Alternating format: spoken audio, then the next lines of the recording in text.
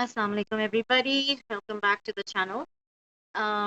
ये मैं वीडियो एक छोटी सी बनाऊंगी, बहुत शॉर्ट सी, और इसका part two of the video जो मैं पहले आपको मैं हालात 2 दिन पहले मैंने की थी upload about another a easy immigration pathway to Canada, जिसमें मैंने आपको एजुकेशन असिस्टेंस के बारे में इंफॉर्मेशन दी। Now there are certain question जो मुझे आए और लोगों ने पूछे कि जी ये थोड़ा सा क्लैरिफिकेशन दे दें, तो मैं आपको बताऊं कि मैंने उसके अंदर बार बार ये बात बोली थी कि जो लोग यहाँ पे ऑलरेडी हैं, ठीक है, उनके लिए जो स्टूडेंट्स की स्टेटस पे आए और उसके बाद उन्हें अपनी डिग्रीज ली, स्पेशली दोज जिन्होंने एजुकेशन में डिग्री, ठीक है, जब उन्होंने एजुकेशन में डिग्री ले ली और उसके बाद अगर आपको ये प्रॉब्लम फेस करना पड़ी है कि आपको टीचिंग जॉब नहीं मिल पा रही है या और कोई वजह हो जा रही है कि आप वो प्रोविंस नहीं छोड़ना चाहते जहाँ से इजी इमिग्रेशन आपको मिल सकती है, तो आपके पास ये option, for example I talk about my self, कि जिस तरह मैं एनएल से मैंने मास्टर्स इन एजुकेशन किया था, ठीक है, वहाँ पे टीचर्स बहुत ज्यादा उनके अपने मौजूद हैं। तो वो जब अप्लाई जब उनकी वैकेंसीज होती हैं, टीचिंग वैकेंसीज, तो उनकी जो प्रेफरेंस होती है वो अपने लोगों को उनकी फर्स्ट प्रायोरिटी होती है, जो कि हर कंट्री में होती है, ठीक है ना, कि भाई आप अपने लोगों को जॉब देना पसंद करते हैं। जैसे सऊदी में भी, अब साउथ एशियन जो स्टार्ट हो चुकी है, वो चाहते हैं कि जो भी वैकेंसीज क्रिएट हो रही है उनमें साउदीज को हायर किया जाए, उसके बाद बाहर की बारी आती है अगर उनके पास अपने स्किल्ड जो भी लोग मौजूद नहीं है। ये कनाडा में भी होता है, ठीक है। फॉर एग्जाम्पल जब मैंने सेंट जॉन्स में जॉब्स के लिए अप्लाई करना शुरू किया आफ्टर डूइंग माय मास्टर्स, तो मैंने अपनी ऑप्शंस को ओपन रखा था, और ये मैं पहले भी अपनी लास्ट वीडियो में जिक्र कर चुकी हूँ कि मैंने I did apply for jobs as an educational assistant. Educational assistant की बहुत डिमांड है यहाँ पे, और अगर आप you are successful in getting a full time job as an educational assistant, तो आप एलिजिबल हो जाते हैं कैनेडियन इमिग्रेशन की एक्सपीरियंस क्लास के लिए अप्लाई करने के लिए, ठीक है, एक्सप्रेस एंट्री। अब मसला ये आ जाता है कि अगर आप तो मैंने ये क्यों नहीं सजेस्ट किया कि आप लोग एजुकेशनल असिस्टेंट के कोर्स के लिए as an international student apply करें बाहर से बैठ के। तो उसकी भी एक वजह है, ऑल्दो मैं उसके अंदर आपको शेयर कर दूंगी कि लिंक्स ऑफ सर्टेन इंस्टीट्यूट्स या कॉलेजेस जो एजुकेशनल सिस्टम के कोर्सेज करवाते हैं, they offer it to international students कि आप बाहर से अप्लाई करें। If you get a the admission in it, तो आपको ऑब्वियसली फिर वही प्रोसेस होता है, वीजा का अप्लाई करना एंड ऑल दैट, फिर स्टूडेंट परमिट होना चाहिए, आप स्टडी परमिट जिसे आप बोलते हैं वो होना चाहिए। The process is the same, जैसे आपने किसी और कोर्स के लिए एडमिशन के लिए अप्लाई किया, आपको मिला, आपने स्टडी परमिट और वीजा एंड ऑल दैट किया, जस्ट लाइक दैट आप एज एन एजुकेशनल असिस्टेंट के कोर्स के लिए भी अप्लाई कर सकते हैं बाहर बैठे हुए किसी भी कैनेडियन कॉलेज या इंस्टीट्यूट में, जो कि आपको फिर मैं आपको बताऊंगी कि उसका डीएलआई लिस्ट में हो, डेजिग्नेटेड लर्निंग इंस्टीट्यूट की लिस्ट में हो, वो उसका भी मैं जो लिंक है वो शेयर कर दूंगी। और दूसरा ये कि वो आपको after completion of your diploma या सर्टिफिकेट या डिग्री, आपको वो पोस्ट ग्रेजुएट वर्क परमिट दे, ठीक है, ये कंडीशन होती है।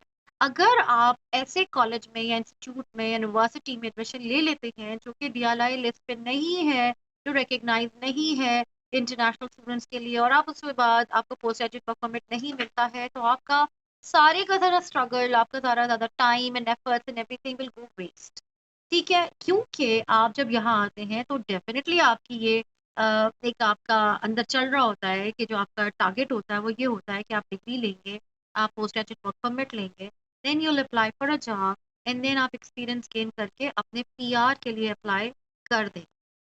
अगर आपके पास स्टडीज कंप्लीट होने के बाद पोस्ट ग्रेजुएट वर्क परमिट नहीं है, और अगर कम ड्यूरेशन का है, तो ये बहुत प्रॉब्लमैटिक हो जाता है। अगर आप मिनिमम ऑफ 16 मंथ्स की एजुकेशन ले रहे हैं फ्रॉम कनाडा, तो आपको 3 साल का वर्क परमिट मिल जाता है मोस्टली।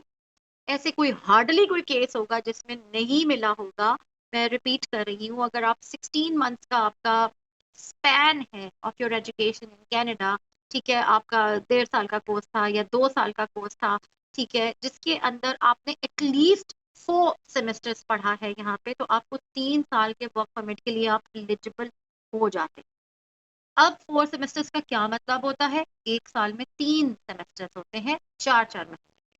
और एक और सेमेस्टर का मतलब होता है एक साल में 12 महीने, like 12 months, plus 4 more months, which makes 16 months, यानी 4 सेमेस्टर्स के बाद आप 3 साल के पोस्ट ग्रेजुएट वर्क परमिट के लिए एलिजिबल हो जाते हैं। और 3 साल इज एक अच्छा टाइम जिसमें आप, you can look for a job, you can find a reasonable job, you can gain some work experience, and then you can accumulate points जिससे आप अपने पीआर के लिए अप्लाई कर सकें। क्योंकि वर्क एक्सपीरियंस होना एक कंडीशन है to apply for a PR. अगर आपके पॉइंट कम बन रहे हैं तो आपको ज्यादा वर्क एक्सपीरियंस चाहिए, अगर आपके ज्यादा बन रहे हैं तो एक रीजनेबल उस पर भी आपका चल जाएगा। ठीक है जी। जब मैंने कैनेडियन एक्सपीरियंस क्लास के लिए किया था तो I needed at least 1 year of Canadian work experience. फिर मेरे पॉइंट्स इतने बन रहे थे कि मैं जो एक कट ऑफ स्कोर होता है उसको मीट कर सकूं। ठीक है, उस पर मैं एक और वीडियो बना दूंगी कि मेरी इमिग्रेशन के लिए क्या क्या था और क्या क्या नहीं था। ठीक है जी। अब मसला ये आता है कि द रीजन मैंने आप लोगों को सजेस्ट ही नहीं किया कि आप एज एन इंटरनेशनल स्टूडेंट बाहर से अप्लाई करके आ जाए, उसकी वजह ये है कि मैंने आपको पहले भी जिक्र किया था कि जी 8 मंथ्स की ड्यूरेशन का कोर्स है वो एजुकेशन असिस्टेंट का। और उसके बाद अगर आप प्रैक्टिकम भी उसमें इंक्लूडेड है, अगर आप उसको कहें कि जी आप समझें कि जी आपको जो स्टडी परमिट होता है वो 3 महीने एक्स्ट्रा का भी मिलता है एंड ऑल दैट, तो आपको 1 साल का पोस्ट ग्रेजुएट वर्क परमिट उस कोर्स के कंप्लीशन के बाद मिलेगा। 1 साल का, not 3 years, just 1 year post graduate work permit. 1 year post graduate work permit जो आपको मिलता है वो इज नॉट सफिशिएंट जिसमें आप रिस्क ले सके इतनी दूर से इतना मेहनत और इतना पैसा लगाने का। ठीक है, अगर आप सक्सेसफुली आपने कोई फाइंड आउट कर भी लिया, कोई रीजनेबल डिसेंट अफोर्डेबल इंस्टीट्यूट जो आपको डिग्री या सर्टिफिकेट जो भी आप करना चाहते हैं करवा भी दे, लेकिन फिर जब आपको पोस्ट ग्रेजुएट वर्क परमिट की बारी आती है तो वो 1 साल बहुत खतरनाक किस्म का टाइम पीरियड होता है जिसमें अल्लाह ना करे आपको कोई बीमारी हो गई या कोई इमरजेंसी आ गई या आपको किसी भी वजह से आपको जॉब नहीं मिल सकी, तो यू लूजिंग टाइम। आप 1 साल का एक्सपीरियंस नहीं गेन कर पाए। ठीक है जी। इसलिए मैंने आपको सजेस्ट नहीं किया था। इन केस अगर आप फिर भी चाहते हैं कि जी मैं रिस्क ले लूंगा या रिस्क ले लूंगी और मैं इसी कोर्स में एडमिशन लेके आना चाहती हूँ, तो मैंने एक दो कॉलेजेस से भी मालूम किया था। जिसका एक एडमिंटन में कॉलेज है, नॉर्थ वेस्ट कॉलेज, उसको मैंने इंक्वायरी भी भेजी थी कि जी if I want to apply as an international student तो क्या इनरोलमेंट है। तो उनका रिप्लाई भी मेरे पास आ गया था एंड उनका रिप्लाई मैं पढ़ के भी बता दूंगी। और दूसरा ये कि उन्होंने कहा कि जी मेरा क्वेश्चन ये भी था कि क्या आप पोस्ट ग्रेजुएट परफॉर्मेंस देंगे और अगर देंगे तो कितने अर्से का देंगे। तो I just read their email to you.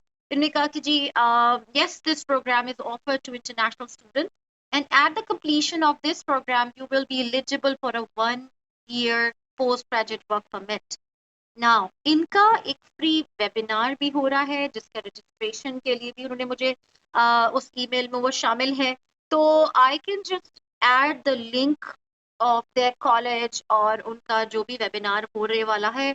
और तो आपको मैं यही सजेस्ट करूंगी कि if you are interested in knowing के एडमिशन रिक्वायरमेंट्स क्या है या ट्यूशन क्या है या फी क्या है या कैरियर अपॉर्चुनिटीज क्या है, तो I would suggest and I would recommend कि आप उस लिंक पे जाके उसमें अपने आप को रजिस्टर कर लीजिए ताकि आपको you can find out more about it ना। जॉब अपॉर्चुनिटीज मैं आपको पहले भी बता चुकी हूँ, एजुकेशनल सिस्टम्स की जॉब यहाँ पे है, काफी है।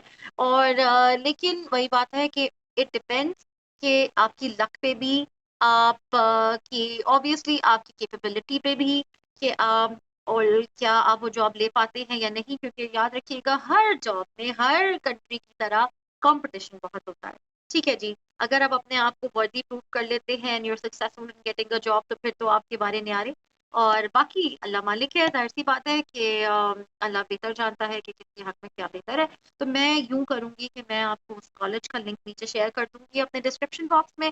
आप उसको विजिट कीजिए, उसकी वेबसाइट पे प्री वेबिनार में रजिस्टर कीजिए, find out more about it and then you can make up your mind. लेकिन मैं फिर आपको एक बात बहुत क्लियरली बता दूं, मैंने बहुत सारे वीडियोस है वो सभी देखे हैं जो लोग कह रहे हैं कि जी हम 8 मंथ के लिए आए सर्टिफिकेट कोर्स के लिए या डिप्लोमा के लिए, and then we were able to get 3 years a post graduate work permit. ये हार्डली होता है।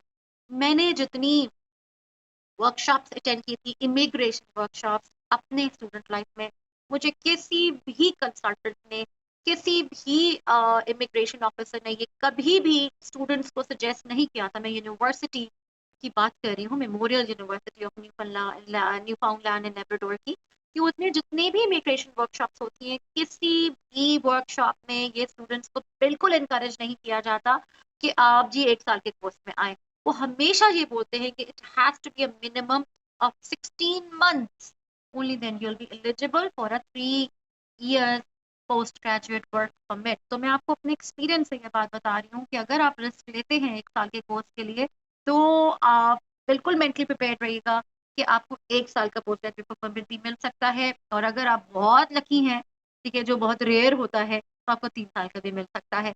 तो the decision is yours, the choice is yours. मैं लिंक नीचे डिस्क्रिप्शन बॉक्स में शेयर कर दूंगी, और इंशाल्लाह नेक्स्ट वीडियो में मिलेंगे। अस्सलाम वालेकुम वरहमतुल्लाहि, दुआ में याद रखिएगा, लाइक शेयर सब्सक्राइब। अस्सलाम वालेकुम।